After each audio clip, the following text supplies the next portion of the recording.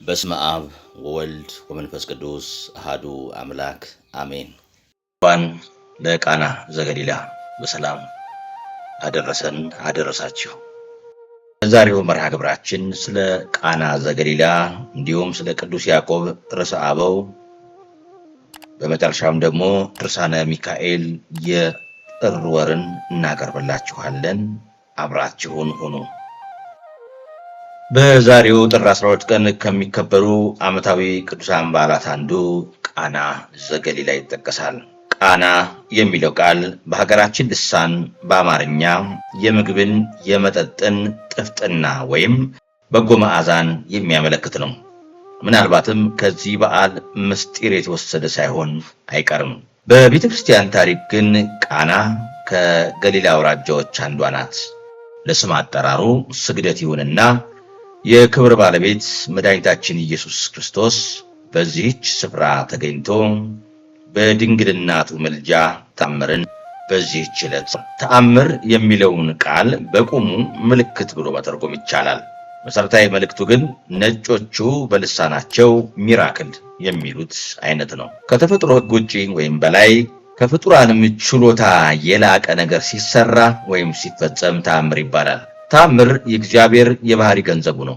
እርሱ ዓለምን ከመፍጠሩ ጀምሮ እያንዳንዷ ተግባሩ ለኛ ተአምራት ናቸው።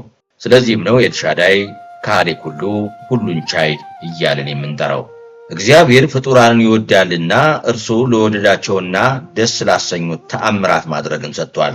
በብሉይ ኪዳን እነ ሙሴ ባህር ሲከፍሉ፣ መና ሲያዘንቡ፣ ውሃ ሲያፈልቁ ኦሪትን መመልከት ይቻላል። እነ ኤልያስ ሰማይን ሲለጉሙ፣ እሳትን ሲያዘንሙ፣ ሙታንን ሲያስነሱ በነገሥት መጽሐፍት ላይ ተጠቅሷል። እንዲያውም በሙሉ መጽሐፍ ቅዱስ የተአምር መጽሐፍ ነው ብሎ ለመናገር ያስደፍራል። በአዲስ ኪዳንም መድኃኒታችን ብዙ ተአምራትን ሰርቶ ለሐዋርያቱ የተአምራት ጸጋውን ሰጥቷቸዋል። የማቴዎስ ወንጌል ምዕራፍ 10 ቁጥር 8፣ የማርቆስ ወንጌል ምዕራፍ 16 ቁጥር 17፣ ዮሐንስ ወንጌል ምዕራፍ 14 ቁጥር 12። እነርሱም በተሰጣቸው ስልጣን ብዙ ተአምራትን ሰርተዋል። የሐዋርያት ሥራ ምዕራፍ 3 ቁጥር 6፣ የሐዋርያት ሥራ ምዕራፍ 5 ቁጥር 1፣ የሐዋርያት ሥራ ምዕራፍ 5 ቁጥር 12። ቅዱስ ዮሐንስ ሐዋርያ በወንጌሉ ምዕራፍ 2 ላይ እንዳስቀመጠው የቃና ዘገሊላው ተአምር የመጀመሪያው ነው። ወዝንቱ ቀዳሜ ተአምር ዘገብረ እንዲል የዮሐንስ ወንጌል ምዕራፍ 2 ቁጥር 11። ያ ማለት ግን ጌታ ከዚያ በፊት ተአምራትን አልሰራም ማለት አይደለም። ይልቁኑ ራሱን ከገለጠና ከተጠመቀ በኋላ የሰራው የመጀመሪያው ተአምር ነው ሲል ነው እንጂ። ምክንያቱም መድኃኒታችን እንደተጠመቀ ዕለቱኑ ገዳመ ቆሮንቶስ ገብቷልና የማቴዎስ ወንጌል ምዕራፍ 4 ቁጥር 1። አንድም በቃና ሌሎች ተአምራትን የሚሰራ ነውና ይህ ተአምር በቃና የመጀመሪያው ሆነ።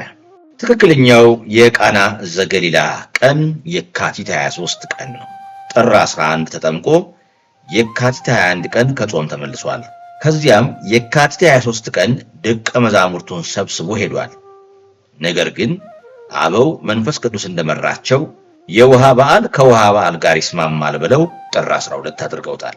በቃና ዘገሊላ ሙሽራው ዶኪማስ ሲሆን ባለሰርጉ ደግሞ አባቱ ዮአኪን ነው። ይህም ለሐዋርያው ቅዱስ ናትናኤል አጎቱ ነው። የልጁ ጋብቻ የተቀደሰ ይሆን ዘንድም ጌታ ክርስቶስን ድንግልናቱንና ባለሟሎቹ ሐዋርያትን ወደ ሰርጉ ጠራ። ምንም እንኳ መድኃኒታችንና እመቤታችን ከድግሱ የማይበሉ ቢሆኑም በትህርምት ነዋሪዎች ነበሩና ጠሪውን ደስ ለማሰኘት ሰርጉን ወይም ብቻውን ለመቀደስና የጋብቻን ክቡርነት ለማሳየት አብረው ታደሙ።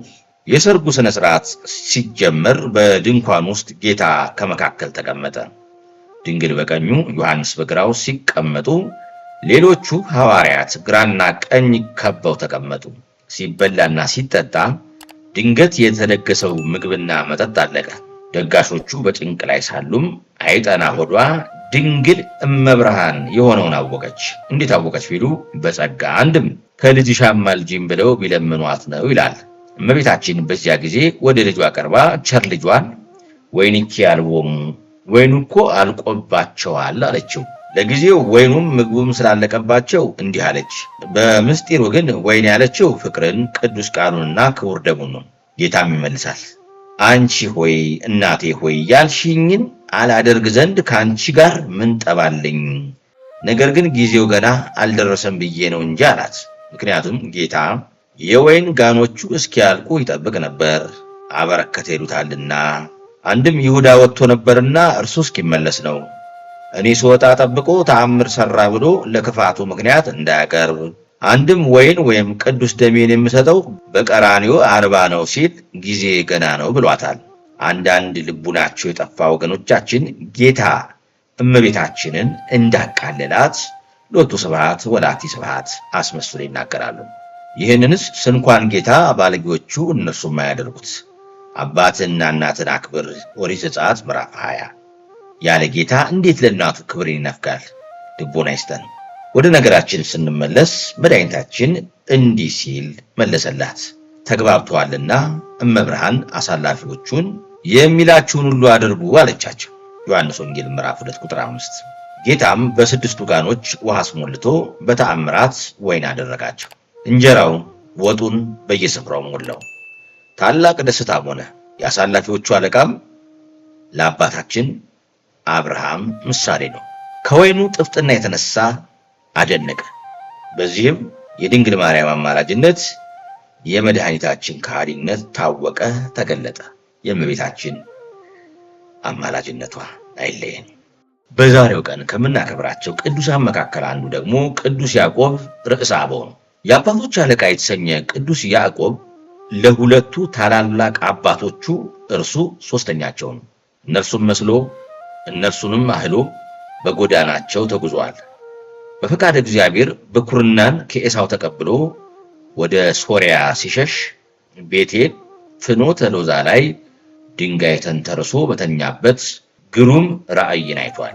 ይህችውም የወርቅ መሰላል የድንግል ማርያም ምሳሌ ናት። አንቲ ውእቱ ሰዋስው ዘርኤ ያዕቆብ እንዳለ ቅዱስ ኤፍሬም ውዳሴ ማርያም ዘሰሉስ። ተነስቶም ይህቺ የሰማይ ደጅ ናት፣ ቤተ እግዚአብሔርም ይታነጽባታል ብሎ ትንቢት ተናግሯል። ይህ ቅዱስ አባት ለድንግል ማርያም ቅድመ አያት ከመሆኑ ባሻገር ነቢያትን፣ ካህናትን፣ ነገስታትንና መሳፍንትን ወልዷል። ከሁለቱ ሚስቶቹ ሊያና ራሄል ከሁለቱ ደንገጥሮች 12 ልጆችን ወልዷል። ካጎቱ ከላባ ዘንድ ለ21 ዓመታት አገልግሎ ሀብት ንብረቱን ጠቅልሎ ወደ ርስቱ ከነዓን ሲመለስ ለብቻው ራቅ ብሎ ይጸልይ ገባ። በዚያም እግዚአብሔር ሲታገለው አደረ። ይኸውም የፍቅርና የምስጢር ነው። ለጊዜው ጌታ ያዕቆብን ልቀቀኝ ቢለው ካልባረከኝ አልለቅህም አለው። ጌታም ስሙን እስራኤል ብሎ ባርኮታል። ቅዱስ ያዕቆብ በስተርጅና ብዙ መከራ አግኝቶታል። ልጁን ዮሴፍን ወንድሞቹ ሽጠው አውሬ በላው ብለውታልና በለቅሶ ዓይኑ ጠፋ። በረሃብ ምክንያትም በ130 ዓመቱ ከ75 ያህል ቤተሰቦቹ ጋር ወደ ግብፅ ወረደ።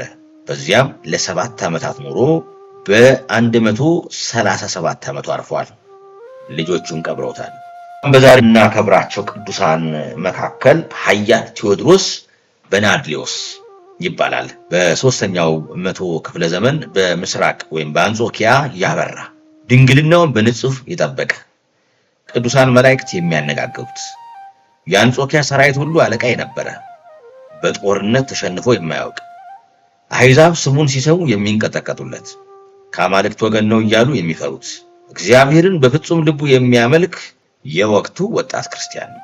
ዲዮቅልጥያኖስ በካደ ጊዜም ጌታ ከባልንጀሮቹ ለወንዲዮስና ኒቆሮስ ጋር መላእክት ወደ ሰማይ ያሳረገውታል።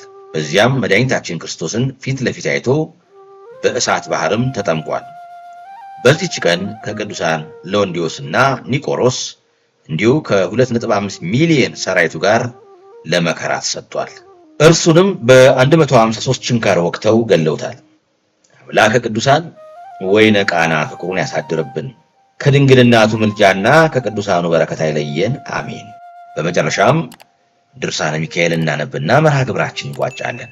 ድርሳነ ሚካኤል 9 አንድነትህ በሶስትነት ሳይከፋፈል፣ ሶስትነትህ በአንድነት ሳይጠቀለል፣ በአንድነትህ በሶስትነትህ ለዘላለም ጸንተህ የምትኖር አንድ አምላክ የምትሆን አብ ወልድ መንፈስ ቅዱስ ሆይ የእልፍ አእላፋት ሰማያውያን ሰራዊት መላእክት አለቃ ክቡርና ቅዱስ የሚሆን የቅዱስ ሚካኤል ድርሳንና የትሩፋቱን ነገር እናገር ዘንድ እርዳኝ። በጥር 12 የመላእክት አለቃ የቅዱስ ሚካኤል በዓሉ በሚከበርበት ዕለት የሚነበብ የሚጸለይ ይህ ነው። ጸሎቱና በረከቱ ከሁላችን ጋር ይሁን ለዘላለሙ አሜን።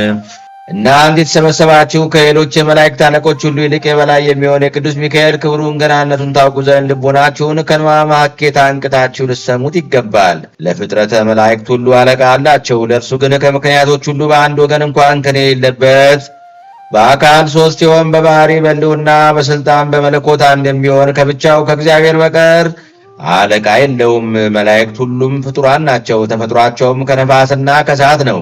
ይኸውም የነፋስና የእሳት ጠባዮች ናቸው። የመሬታውያን ግን ጠባያቸው አራት ሲሆን እነዚህም ነፋስ፣ እሳት፣ ውሃ፣ መሬት ናቸው። መላእክት ግን ሥጋ ያለበሱ ረቂቃን በመሆናቸው ሞት፣ ድካም፣ እንደ ሰው ለመጋባት አንድ መሆን የለባቸውም። በሚዋለዱ ገንዘብ ይዋለዱ ዘንድ ልማደ ሰብ የላቸውም። የሴትና የወንድ ጠባይ የለባቸውም።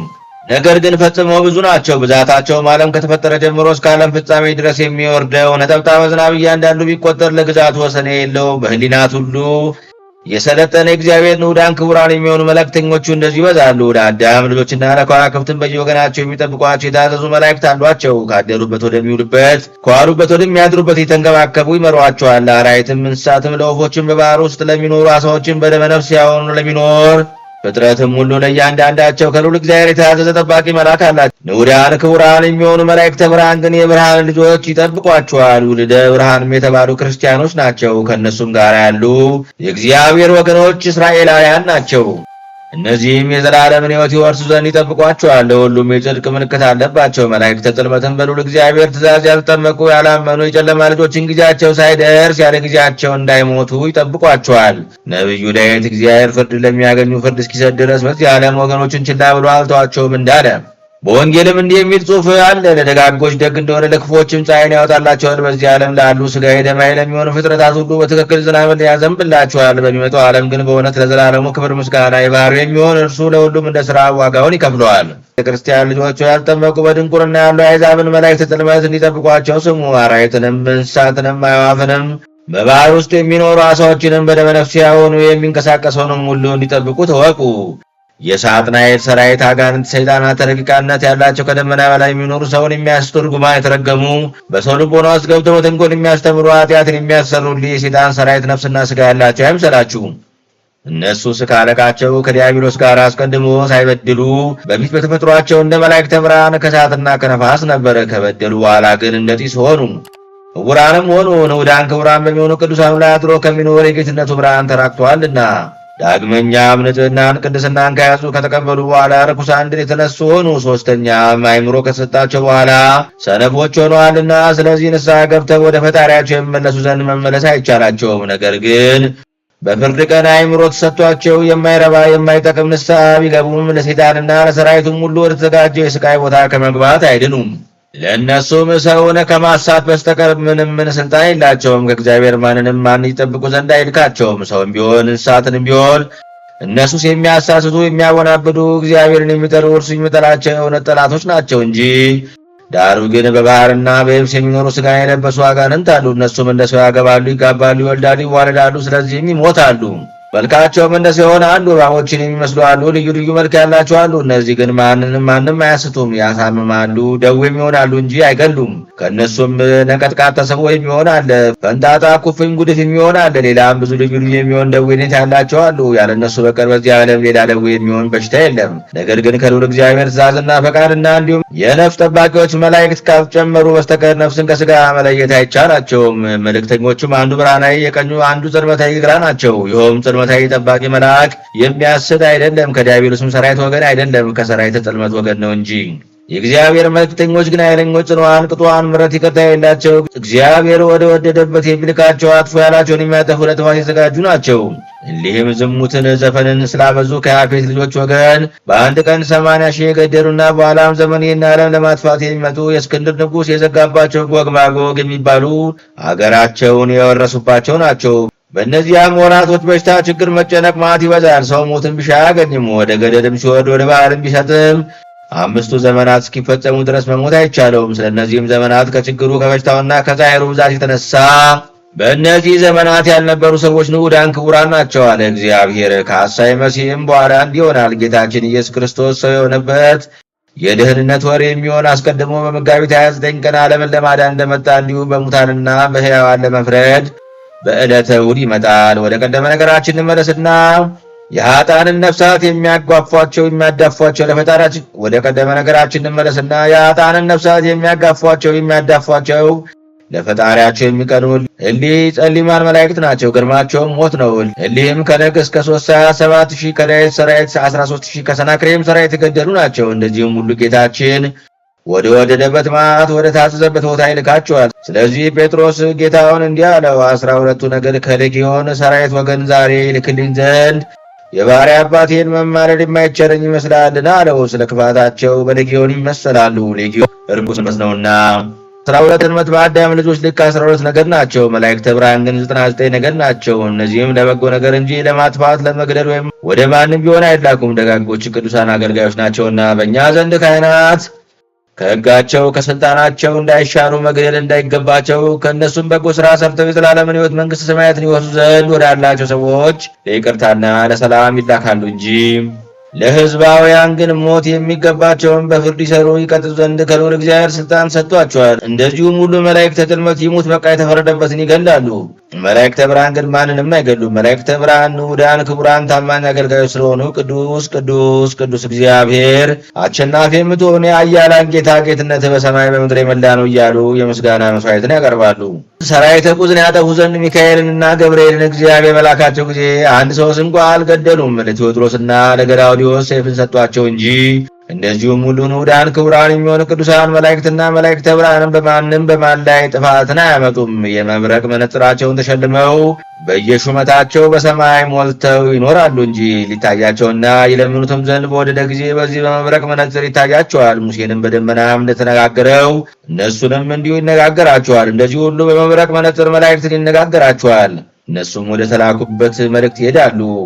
እሳት ከውሃ ጋር በተገናኘ ጊዜ ፈጥኖ እንዲጠፋ ከግርማ የተነሳ እንዳይጠፉ ያለዚያ መነጽር በስተቀር ተገልጾ አይታያቸውም፣ አይነገራቸውም። እንደዚሁም ሁሉ ፍጡራን በላይ ፈጣሪያቸው እግዚአብሔር ተገልጾ ያዩት ዘንድ አይቻላቸውም። መላእክተ ብርሃን ተፈጥሯቸው ከእሳት ነው። እንደ ነደ እሳት ሙቱ ተብሎ እንደተጻፈ ሁሉም ከእሳት ባህር የተፈጠሩ ናቸው። እነሱም እሳት ናቸው። መነጽራቸው መብረቅ ነው። ያለዚህ መብረቅ መነጽር በስተቀር ለመላእክት መለኮቱ የማይገለጽላቸው ከቶ እንደምንድን ነው? ፍለጋውን ያለማግኘት በቀር ይህን አስጨናቂ ነገር ለመመራመር አንድፈር። ዳዊት መጋረጃውን መሰወሪያውን ጨለማ አደረገ እንዳለ ባህሪ መለኮቱን እመራመራለሁ ማለት በእውነት ጨለማ ነውና፣ በእርሱ ማመን ግን ለዘላለም የሕይወት ብርሃን ነው። ለመላእክተ ጽልመት ግን መነጽር የላቸውም። የጌታችን ትእዛዝ ሁሉ መላእክተ ብርሃን ይነግራቸውና ወደ ተላኩበት ይሄዳሉ እንጂ ለመላእክተ ጽልመትም አለቃቸው የመላእክት አለቃ ቅዱስ ሚካኤል ነው። ነገር ግን የመላእክት አለቆች ትክክል ናቸው። እነዚህም ንዑዳን ክቡራን የሚሆኑ ሚካኤልና ገብርኤል፣ ሩፋኤልና አፍኒን፣ ራጉኤልም፣ ኡራኤልም፣ ሳጉኤልም፣ ሰባቱ ሊቃናት የተባሉ ኃይላትም የሚባሉ እነዚህ ናቸው። እሊህም በሹመትና በሰራዊት ትክክል ናቸው። የቀደመውን ሃይማኖት በመሻር ከሌሎች ሊቃነ ጳጳሳት ከመለየቱና ሃይማኖትን ከመለወጡ በፊት በጴጥሮስ ወንበር የተሾመ የሮም ሊቀ ጳጳስ ይበልጥ እንደነበር እንዲሁ ቅዱስ ሚካኤል በክብር ይበልጣቸዋል። ንዑድ ክቡር ለሚሆን ለሚካኤልም ከክብሩ ገናናነት የተነሳ አምላክን እንደወለደች እንደ እመቤታችን እስከ ምጽአት ድረስ በየወሩ በዓል ተሰራለት። ምጽዋት በመስጠት ጸሎት በመጸለይ በምስጋና የመላእክት አለቃ ስለሚሆን ስለ ቅዱስ ሚካኤል ስም በጎ ሥራ የሠራ ሁሉ ቅዱስ ሚካኤል ረዳት ጠባቂ ሆነዋል። በዚህ ዓለም ከክፉ ነገር ሁሉ ይጠብቀዋል። በሚመጣውም ዓለም ከገሃነም ያድነዋል። በሞተም ጊዜ ነፍሱን በክንፉ አቅፎ ይዛታል፣ ባሕረ እሳትንም ያሻግራታል። ፍጹም ደስታ ወዳለበት ገነትም ያገባታል። ለተላፊኖስ እንዳደረገለት ሁሉ። ተላፊኖስ የሲት አዳሪ ልጅ ነው። እናቱ በየወሩ የቅዱስ ሚካኤል ዝክር ትዘክር ነበር። ፈጽሞ ባለጸጋ የሆነ አንድ ሹም ነበረ። ከዕለታት አንድ ቀን በእርሻው መካከል ተቀምጦ አዝመራውን ሲያጭድ 1 ዓመት የሆነውን ብላቴና ልጇን ተላፊኖስን አዝላ መጣች። ከዚያም በሹሙ አዝመራ ውስጥ ቃርሚያ ትቃርም ጀመረች። በመሸም ጊዜ አክፉ ሹም ከቃረምሽው ከፍለሽ የሚደርሰኝን ድርሻ ስጭኝ አላት።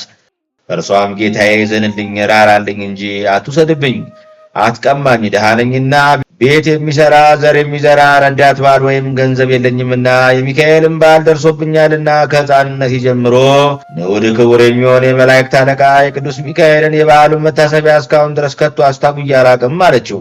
ያም መኮንን ድሃ ብትሆኝስ የመላእክት አለቃ ቅዱስ ሚካኤልን በዓል መታሰቢያ ባላደረግሽም ነበር። ይልቁንስ ድርሻዬን ስጭኝና ድርሻሽን ውሰጂ አላትና ድርሻዋን ሰጥታ ሄደች። በነጋታውም ትቃርም ዘንድ መጥታ ብላቴናውን ከባለጸጋው አጠገብ አስቀምጣው ልትቃርም ሄደች። ብዙ ሰዎች በቀኙና በግራው ተሰልፈው ያጭዱ ነበረ። ያም ባለጸጋ ከተላፊኖስ ጋር በእርሻው መካከል ተቀምጦ ሳለ ሚካኤልና ገብርኤል በሰው አምሳል ተገልጸው ታዩት። ሰላምታ ከሰጡት በኋላ ይህ የማነው ልጅ ቢሉት የአንዲት ድሃ ሴት ልጅ ነው አላቸው። ይህ ሕፃን እናቱን ስለገፋት በእግዚአብሔር ትእዛዝ ቤት ንብረትን ይወርሳል፣ በእርሱ ዘንድ ፊት አይቶ ማላት የለበትምና አሉት። ይህንንም ከተናገሩ በኋላ ከፊቱ ተሰወሩ። እሱ ግን ከምቀኝነቱ የተነሳ አእምሮውን ያጣ ሆነ። እናቱን ተጣርቶ ይህን ብላቴና አሳድገው ዘንድ ስጥኝ አላት። እርሷም ከሚካኤልና ከገብርኤል ጋር አደራው ለአንተ ነው ብላ ሰጠችው። እርሱም ብላቴናውን ወስዶ በሳጥን ቆልፎ ከባህር ውስጥ አለው። አንድ ዓሣ የሚያጠምድ ሰው ከባህር ውስጥ አግኝቶት ወደ ቤት ወሰደውና በዚህ ሀገር አደገ። ሕፃኑም 12 ዓመት በሆነው ጊዜ ያ ባለጸጋ ሰው በእንግድነት ወደዚህ ሀገር ሄዶ ሳለ ስሙን ተላፊኖስ ብለው ሲጠሩት ሰማ። ያም መኮንን ይህ ተላፊኖስ ማለት ትርጓሜው ምንድን ነው ብሎ ቢጠይቃቸው ከውሃ ውስጥ በሳጥን የተገኘ ማለት ነው አሉት። በምን ጊዜ ነው በማንኛውስ ወንዝ ነው አገኛችሁት አላቸው። ዘመኑ 12 ዓመት ይሆናል አሉት። እሱም እስኪ ሳጥኑን አሳዩኝ አላቸው። ያን ሳጥን አሳዩት። መኮንኑም ኢየሱስ ሳጥን እንደሆነ አውቆ ብላቴናው ከወጥመዱ ስላመለጠና ከሞት ስለተረፈ ጥርሱን አፏጨ። ይህን ባሪያ በዋጋ ሽጡልኝ አላቸው። አንሰጥህም፣ በሚስቶቻችን ጡት አልቧልና ልጃችንም መሸጥ ይሆንብናል አሉት። ወርቅና ብር ሌላም የ10 ግመል ጭነት ልብስ ጨምሬ እሰጣቸዋለሁ አላቸው። እነሱም ተስማምተው ዋጋቸውን ተቀብለው ተላፊኖስን አሳልፈው ሰጡት። ከዚህ በኋላ መኮንኑ ይችን ወረቀት ይዞ የመጣውን ሰው ሳታውሉ ሳታሳድሩ እንደደረሰ በሰይፍ አንገቱን ቁረጡት የሚል ደብዳቤ ጽፎ ይህን ወረቀት ለሚስቴ ስጥና ሰው በተሰበሰበበት አደባባይ አንብቧት ብሎ ላከው። 2 መንገድ መሪዎች ጨምሮ ለተላፊኖስ ሰጠውና ይሁዳ ጌታን በመሳም እንዳስያዘው በሽንገላና በተንኮል ራሱን ሳመው። ተላፊኖስም በጉዞ ላይ ሳለ የመላእክት አለቃ ቅዱስ ሚካኤል በመንገድ አገኘውና ያስከውን ደብዳቤ አሳየኝ፣ እግዚአብሔር ወደ አንተ ልኮኛልና አለው። ተላፊኖስም ጌታዬ አላዘዘኝም፣ የላከኝን ትእዛዝ ተላለፋለሁን? አላሳየህም አለው። የመላእክት አለቃ ቅዱስ ሚካኤልም መግለጡ ሳትግለጥ እንደተጠቀለለ አሳየኝ እንጂ አለው። ተላፊኖስም ለቅዱስ ሚካኤል ባሳየው ጊዜ ሚካኤል 3 ጊዜ እፍ ቢልበት የሞቱን መልእክት ወደ ሕይወት መልእክት ለውጦ ሰጠው። ከዚህ በኋላ ወደ ሰማይ አረገ። ተላፊኖስም ያችን ወረቀት አድርሶ ለመኮንኑ ሚስት ሰጣትና ሕዝቡ በተሰበሰበበት ጉባኤ ፊት ተነበበች። የደብዳቤውም ቃል እኔ መኮንን እገሌ ይህን ዓለም ንቄ ተውኩ፣ ሹመቴንም ገንዘቤንም ለልጄ ለተላፊኖስ አወርሻለሁ። ልጄን እገሊትን ያግባ፣ በወንበሬም አስቀምጡት፣ በራሱ የወርቅ ዘውድ ድፉለት፣ በዝርግፍ ወርቅ ሸልሙት፣ በነጋሪት ድምፅ ዝፈኑ። ይህን ትእዛዝ ያልተቀበለ ለአንገቱ ሰይፍ ይዋሰው የሚል ነበረ። በደብዳቤውም ውስጥ ከሚስቱና ከሌሎቹም ባለሟሎች ጋር የሚተዋወቁበት ልዩ ምልክት ተገኘች። ደብዳቤዋ በተነበበች ጊዜ የመኮንን ሚስት ተላፊኖስን እየመሩ የመጡ የባሏን 2ቱን አሽከሮች ጌታዬ በእውነት ላከን አለቻቸው። እነርሱም ደብዳቤ ሰጥቶ ራሱን አይተናል፣ ሌሎች ገንዘብ ተመልክተናል አሏት። ሚስቱም ይህን ነገር በሰማች ጊዜ አለቀሰች። የራሷንም ፀጉር ቆረጠች፣ በራሷ ላይ አመድ ትቢያ ነሰነሰች፣ ማቅም ለበሰች፣ መበለትም ሆና ኖረች። የሀገሩ ሰዎች ግን በነጋሪት ድምፅ እያወቁ እየዘፈኑ ተላፊኖስን አነገሱት፣ ሾሙት። የመኮንኑን ልጅ አጋቡት። ውሃውንም ለውጦ የወይን ጠጅ ያደረገ ጌታ የአብ የቃል ኪዳኑ መልእክተኛ በሚሆን በመላእክት አለቃ በቅዱስ ሚካኤል የሞቱን መልእክት ወደ ሕይወት መልእክት ለውጦታልና። ተላፊኖስም አዋቂ ሰው ቸር ሆነ፣ ለሁሉ በጎ ሥራን ሠራ፣ በግዞት ያሉትን የተማረኩትን ሁሉ ነፃ ወጣ። የመላእክት አለቃ ቅዱስ ሚካኤልም ተላፊኖስን በሕልም እንዲህ ሲል ታየው። ልዑል እግዚአብሔር ኃይሉን የሚገልጽብኝን ተፈጥሯቸው ከእሳት የሚሆን የሰራዊተ መላእክት አለቃ የመሆን ከሕፃንነት ጀምሮ እስከ ዛሬ ድረስ የጠበቅኩ ስለ እናትህም ቃል ኪዳን ከብዙ መከራና ሞት ያዳንኩ እኔ ሚካኤል ነኝ አለው። ቀጥሎም በየጊዜው ያገኘውን ነገረው። ዛሬም ትንቢት በተነገረልህ ጊዜ ያንን መኮንን በታየሁበት በተነጋገርኩበት እርሻ መካከል በእኔ ስም ቤተክርስቲያን ሥራ። ያም ጎስቋላ ሹም ከጥቂት ዘመን በኋላ ወደ አንተ ይመጣልና የቤተክርስቲያኑን ቅጥረ ግቢ ጠባቂ አድርገው፣ ያችንም እርሻ ለቤተክርስቲያን መባ መገበሪያ ይሆን ዘንድ ስጥ አለው። እርሱም ለመባ ለመገበሪያውን ብሎ ሰጠው። ያም መኮንን ከጥቂት ዘመን በኋላ ተመልሶ መጣ። የቤተክርስቲያንና የእርሻው ጠባቂ አደረገው። ባለ ዘመኑ ሁሉ ከዚያ ከቤተ ክርስቲያን ለሚወጣና ለሚገባ ኃጢአቱን እየተናዘዘ ኖረ። የድሃን ገንዘብ በአመፅ በሽንገላ የሚቀሙ ባለስልጣኖችና ባለጸጎች ይገሰጡ ዘንድ ነዌ የተባለ ባለጸጋ ከድሃው ከአልዓዛር እጅ ውሃን እስኪለምን ድረስ በሲኦል ፍዳው እንደተቀበለ እንደተቃጠለ፣ እንደዚህም ሁሉ ባለጸጎች ሁሉ በዚህ ዓለም በምጽዋት በመስጠት ነዳያንን ካልጎበኟቸው ከነዳያን እጅ ውሃን እስከ መለመን ደርሰው በሲኦል ይጨነቃሉ ብሎት ከእርሱ ተሰወረ። ከዚህ በኋላ ተላፊኖስ የመላእክት አለቃ ቅዱስ ሚካኤል እንዳዘዘው አደረገ። ቤተ ክርስቲያንም በቅዱስ ሚካኤል ስም አሳንጾ በፍጹም ክብር አከበራት። ያም መኮንን የተላፊኖስን ትእዛዝ ተቀብሎ የመላእክት አለቃ የቅዱስ ሚካኤል ቤተ ክርስቲያን አገልጋይ ሆነ። ባለ ዘመኑ ሁሉ በድህነት ተይዞ የቅዱስ ሚካኤልን እርሻ አዝመራ ሲጠብቅ ኖረ። ተላፊኖስም ምጽዋት በመመጽወት ጸሎት በመጸለይ በጎ ሥራ የሠራ ብዙ ዘመን ከኖረ በኋላ በበጎ ረፍት አረፈ። ለዘላለም የማታልፍ መንግሥተ ሰማያትንም ወረሰ። ልመናውና በረከቱ ከአንባቢውም ከሰሚውም ከጸሐፊውም ከሚያጽፈውም ጋር አድሮብን ይኑር ለዘላለሙ ይጠብቀን፣ አሜን። በእውነት ለተላፊኖስ ከፍተኛ እርዳታ ያደረገለት የመላእክት አለቃ ቅዱስ ሚካኤል ይህ ነው። በቸርነቱ ላይ ለሰው ታዛዥ ነውና። ዲያብሎስ ከወደቀና ከተዋረደ በኋላ ሚካኤል ተሾመ የሚሉ አሉ። ነገር ግን እንደዚህ አይደለም። ዲያብሎስ ሳይወድቅና ሳይዋረድ አስቀድሞ የመላእክት አለቃ ቅዱስ ሚካኤል ሹም ነበር እንጂ። ሰባቱ የመላእክት አለቆችም ከሰራዊቶቻቸው ጋር እንደዚህ ይኖራሉ። ለሁለቱ ነገድ አለቃ የላቸውም። እነዚህም ሱራፌልና ኪሩቤል ናቸው። አለቃቸው ፈጣሪያቸው እግዚአብሔር ነውና። ከሳኦል አስቀድሞ ብቻውን ነግሶ እንደነበር፣ ከሳኦል በኋላ ግን እግዚአብሔር ሳሙኤልን ጠርቶ ወገኖቼ እስራኤልን ንቀውኛልና ንጉሥ አንግስላቸው፣ የዚህንም ንጉሥ አስተዳደሩንና ፍርዱን አስታውቅ፣ እኔ ንጹሕ ባሕሪ ነኝና አለው። ስለዚህ ክብር ለማግኘት ይህን ነገር ለሰው ይለምኑ ዘንድ አይሹም። ይህን አድርግልኝ ብለው ከእግዚአብሔር ዘንድ ሊለምኑ ምንም አይቻላቸውም። የሚሆነውንና የማይሆነውን አያውቁምና አቤቱ የሚሻለንን የሚበጀንን አንተ አድርግልን እያሉ መንግሥቱን ጽድቁን ይሻሉ እንጂ። ዛሬም ሰባቱ ሊቃናት ከሰራዊታቸው ጋር አሉ። ለሁለቱ ነገድ ግን አለቃ የላቸውም። 9ኛ ነገድ ማዕረግ ሆነዋልና። ጴጥሮስን ጌታው የአንዱ መልአክ ማዕረግ በሰማይና በምድር መካከል የመላ ነው ብሎ እንደነገረው ተፈጥሯቸውንም ሊያዩ በወደደው ጊዜ የሚያበራ እንደ ብርሌ ጠራ ባህርን ያሉ መልካቸውንም አይተው የሁሉ አባት የሚሆን መላእክትን የፈጠረ እግዚአብሔርን ያመሰግኑታል። አንዱ አለቃ ግን ከሰራዊቱ ጋር ወደቀ፣ ተዋረደ። ይኸውም ከመላእክት በማዕረግ 10ኛ ነገድ ነበር። ስለ እርሱ ፈንታ በሚመጣው ዓለም ጻድቃን በእነሱ ቦታ ገብተው ይቆጠራሉ። ስለዚህም ሰይጣን በሰው ልጅ ላይ ይቀናል። በጸናች ሃይማኖት ጸንቶ ሰውነቱን ለመከራ ካልሰጠና ንስሐ ካልገባ በስተቀር የሚያቸንፈው የለም። እንግዲህ ትሕትና ማለት ይህ ነው። ጆሮ ያለው ይስማ። ዲያብሎስ ለአዳም አልሰግድም ባለ ጊዜ ወደቀ፣ ተዋረደ የሚሉም አሉ። የቅዱስ ጊዮርጊስ ገድል በተጻፈበት መጽሐፍ ተጽፎ ይገኛል ብለው ይናገራሉና፣ ጊዮርጊስ ግን እንዲህ አላለም። ራሱ መንፈሰ ርኩስ ሰይጣን ለአዳም አልሰግድም ባልኩ ጊዜ አዋረደኝ፣ ጣለኝ አለ። ይኸውም ሐሰት ነው፣ ሐሰተኛ የሐሰት መገኛም ነውና እንዲህ አለ እንጂ። ፈጣሪያችንስ ከሥጋዌው አስቀድሞ ለፍጥረቱ ይሰግዱ ዘንድ መላእክትን አላዘዛቸውም። ከሥጋዌው በኋላ ግን ፍጥረት ሁሉ ለእርሱ ሥጋ ሰገዱለት። ሥጋ የባሕርይ አምላክ ሆኖ በአብ ቀኝ ተቀምጧልና። አዳም የተፈጠረ ዓርብ ነው። ዲያብሎስ ግን አዳም ከመፈጠሩ በፊት አስቀድሞ ረቡዕ ቀን ወደቀ፣ ተዋረደ። እግዚአብሔር በመጀመሪያው ቀን እሑድ ሰማይንና ምድርን፣ ውሃንና መሬትን፣ ነፋስንና እሳትን፣ መላእክትና ጨለማን ብርሃናትን ፈጥሯልና ሰኞም በዚህ ዓለም ሞልቶ የነበረውን ውሃ ከ3 ከፈለ። ነገር ግን መላእክትን ፈጥሮ አልፈጸምም። ጌታችን ኢየሱስ ክርስቶስ በወንጌል አባቴ እስከ ዛሬ ይፈጥራል፣ ይሰራል፣ እኔም እንደሱ ፈጥራለሁ፣ እሰራለሁ እንዳለ፣ ኦሪትም ፍጥረቱም ሁሉ በ6ኛው ቀን ተፈጸመ እንዳለች የሥራ ውጤቶች የምንሆን እኛም ያን ጊዜ ተፈጠርን። አቤቱ በእውነት ሁላችን አዳም በተፈጠረበት ቀን ተፈጠርን። አትክልት፣ አዝርዕት፣ ልምላሜም ሳይርም ሁሉ ማክሰኞ ሲፈጠሩ ፀሐይ፣ ጨረቃ፣ የሰማይ ከዋክብቱም ደግሞ ረቡዕ ተፈጠሩ። ሰይጣን ዲያብሎስ ግን ብርሃናት አሸብርቀው የመልካቸውን ጸዳል ባየ ጊዜ ዙፋኔን በእነሱ ላይ ዘረጋለሁ፣ ልዑል እግዚአብሔርም እመስለዋለሁ ስላለ በዚሁ በዕለተ ረቡዕ ወደቀ፣ ተዋረደ። በዕለተ ሐሙስም በደመ ነፍስ ሕያዋን ሆነው በባሕር ውስጥ የሚንቀሳቀሱ ፍጥረቶችን ከምግባቸው ጋር ፈጠረ። ዓርብ ግን አዳምንና በክንፍ የሚበሩ በራሪ ፍጥረቶችን ፈጠረ። ከእነዚህም የሚበሉ አሉ። በዕለተ ቀዳሚት ሥራውን ፈጽሞ ከሥራ ሁሉ አረፈ። ለዘላለሙ ክብር ጌትነት የባሕሪው ገንዘቡ የሚሆን ለእርሱ ምስጋና ይግባው፣ አሜን።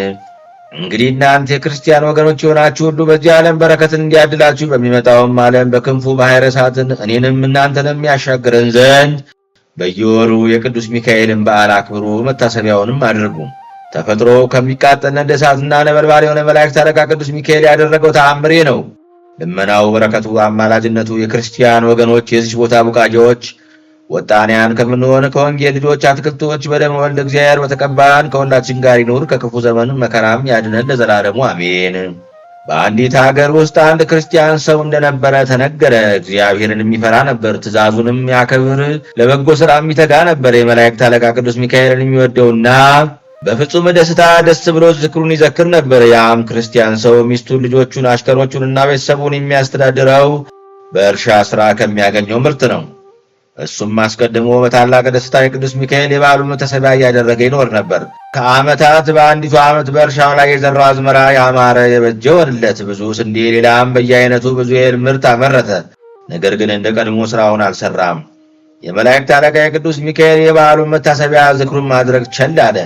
የቀድሞ ሥራውን ዘነጋው። በአዝመራ ሁሉ ውስጥ ትል ወጥቶ እጅግ ያማረ የበጀ አዝመራውን ሁሉ በልቶ አጠፋበት።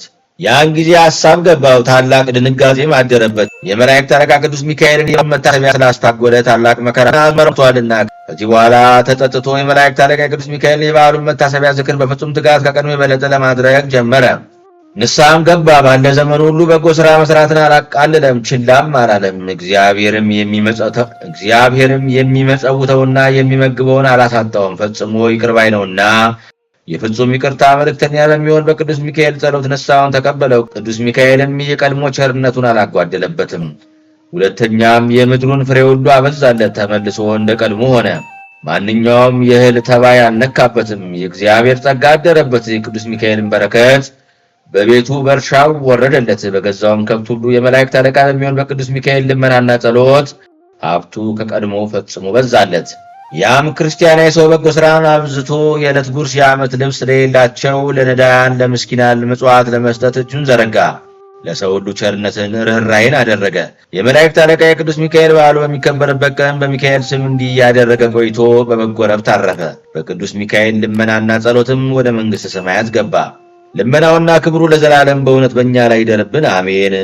በስም በአካል ሦስት በባህሪ በሕልውና አንድ አምላክ ብለን አምነን ጥር በባተ በ12 ቀን የመላእክት አለቃ የቅዱስ ሚካኤል በዓል መታሰቢያ እንዲከበር እንናገር። በዚያች ቀን እግዚአብሔር የመላእክት አለቃ የሚሆን ቅዱስ ሚካኤልን እስራኤል ወደተባለ ያዕቆብ ልኮታልና፣ ወንድሙ የሚሆን ኤሳውን ፈርቶ ስለነበር ከእርሱም አዳነው። የዮርዳኖስንም ወንዝ አሻግሮ የእናቱ ወንድም ወደሚሆን ወደ ላባ ሰደደው። ላባም ሁለቱን ልጆቹን ሊያንና ራሔልን አጋባው።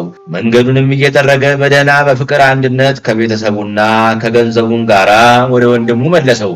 ወንድሙን ኤሳውን በፍቅር አንድነት ተቀበለው። ስለዚህ በምዕመናን ላይ የተሾሙ ሐዋርያት በየወሩ በ12 ቀን የመላእክት አለቃ ንዑድ ክቡር የሚሆን የቅዱስ ሚካኤል መታሰቢያ በዓል እናደርግ ዘንድ አዘዙን። ፍጹም ልመናውና ክብሩ ለዘላለሙ በእኛ አድሮብን ይኑር፣ አሜን። ድርሳነ ሚካኤል ዘወርሃ ጥር በዚሁ ተፈጸመ። አነሳስቶ ላስጀመረን አስጀምሮ ላስፈጸመን ለልዑል እግዚአብሔር ክብር ምስጋና ይሁን፣ አሜን።